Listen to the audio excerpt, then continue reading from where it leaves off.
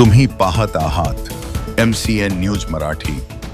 हरिद्वारमधील श्री क्षेत्र ऋषिकेश येथे संग्रामपूर तालुक्यातील चांगेफळ संन्यासाश्रमाचे संचालक राम भारती महाराज यांच्या शिवकथा सप्ताहाचे आयोजन करण्यात आले होते। 8 मे पासून सुरू असलेल्या या शिवकथेचा 12 मे रोजी समारोप झाला। या शिवकथेच्या समारोप प्रसंगी राम भारती महाराज यांनी आपल्या कथेच्या माध्यमातून भारत पाकिस्तानमध्ये वाढलेल्या तणावासंदर्भात भगवान शिव शंकराकडे भारतीय सैन्यांना बळ व शक्ती प्रदान करून आमचा भारत देश सशक्त व एकजूट राहण्याची मागणी केली। या शिवकथेचे आयोजन वंदनीय राष्ट्रसंत श्री तुकडोजी महाराज यांचे निस्सीम भक्त रामदास महाले व त्यांच्या सहकाऱ्यांनी विशेष परिश्रम घेऊन केले। MCN न्यूज मराठी करिता भगवान पाखरे। जय गुरु। परमपूजनीय गुरुदेव चराचरात अदृश्य रूपाने वास करणारी श्री गुरुदेव शक्ती। आज आम्ही गुरुदेव मित्र भजन मंडळाचे सर्व गुरुदेव भक्त आमच्या गुरुदेव मित्र भजन मंडळाचे सन्माननीय अध्यक्ष आदरणीय रामदास भाऊ महाले यांच्या नेतृत्वामध्ये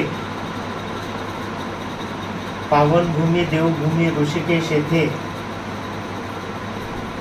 श्री राम भारती महाराज संन्यास आश्रम चांगेफळ यांचे शिव महापुराण कथा श्रवण करण्यासाठी सर्व गुरुदेव भक्त या ठिकाणी उपस्थित झालेले आहेत। येथे आम्ही वंदनीय राष्ट्रसंत श्री तुकडोजी महाराज यांचे सकाळी ध्यान, त्यानंतर काकडा आणि सायंकाळी सामुदायिक प्रार्थना या ठिकाणी घेतो आणि या शिव महापुराण कथेचा आनंद सर्व गुरुदेव भक्त या ठिकाणी घेत आहेत।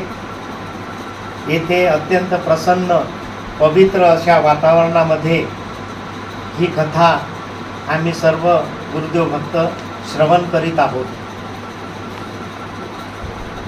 इथं आम्ही गुरुदेव परिवार म्हणून 40 लोकांचा ग्रुप या कथेसाठी आम्ही एकत्र झालो आहे।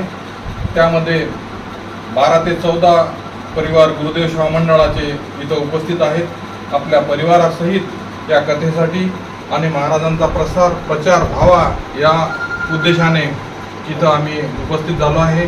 संध्याकाळचं प्रार्थना, सकाळी ध्यान आणि माझ्यासोबत येणारे संतोष तिडके, त्यानंतर लासूरकर सर असतील, मेजर वानकडे साहेब आहेत, गजाननराव बेंडे अंदुरा, गणेशराव बुरघाटे बेलखेड, सुनील महाले, बरबट खंडेराव, ज्ञानेश्वरराव आकुड, निंबा, माडेगाव, गाडेगाव, तेलारा, हिवरखेड इथली सगळी मंडळी एकत्रित झाली आहे आणि इथं आम्ही रोज नित्यनेमाने प्रार्थना, ध्यान आणि सन्माननीय हिदोड साहेब यांनी आम्हाला त्याच पद्धतीनं सन्मान दिला आणि आमची सेवा 1 दिवसाची इथं रुजू केली गुरुदेव मित्र भजन मंडळाची। त्यांचं सुद्धा मी खूप आभार मानतो आणि या प्रकारे आमची ही सफल यात्रा इथं सुरू आहे। जय गुरु। सिंदूर, कारण सिंदूर उजड़ गया ना उनका। 26 माताएं बिना सिंदूर की हो गई। एक ही दिन में, एक ही घंटे के अंदर उन्होंने वो चुन चुन के मारा पुरुषों को, स्त्रियों के सामने दुश्मन ने मार दिए हैं। तो हम भी गंगा मैया के किनारे गंगा मैया से भगवान शिव से प्रार्थना करें कि हे भगवान हमारे सैनिकों को ऐसा बल दे, ऐसी ताकत दे कि हमारा भारत देश सुरक्षित रहे हमेशा के लिए।